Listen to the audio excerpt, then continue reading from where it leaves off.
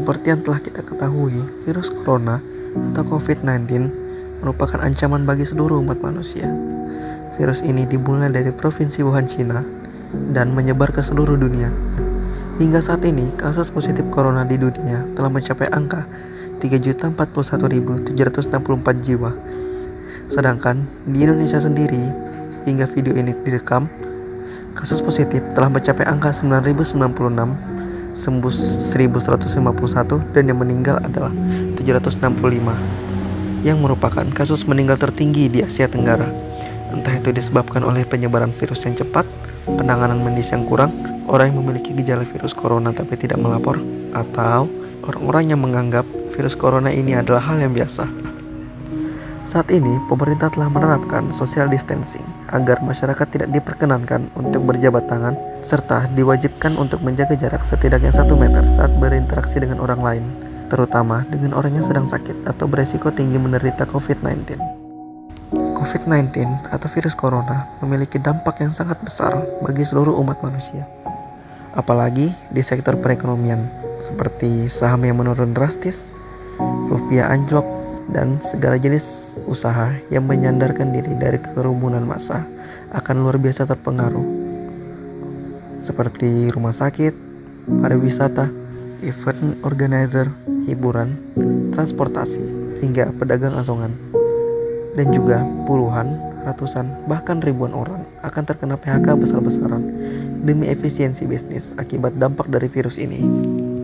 Sisi positifnya, kita secara tidak langsung memasuki era industri 4.0 karena banyaknya perusahaan yang memberlakukan peraturan work from home agar dapat menghindari penularan virus corona yang menyebabkan penggunaan teknologi yang meningkat.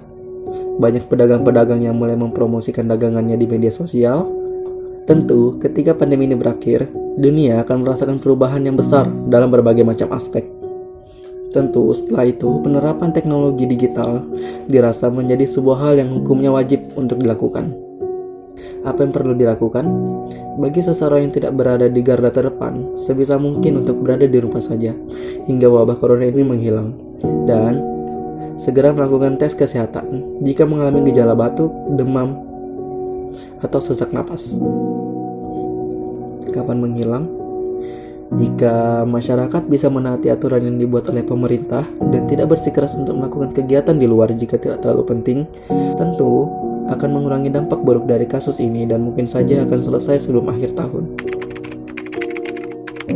Mungkin ini adalah saat yang tepat untuk menikmati waktu bersama keluarga, bersantai di rumah, setelah sebelumnya hanya menjadi tempat kita untuk tidur.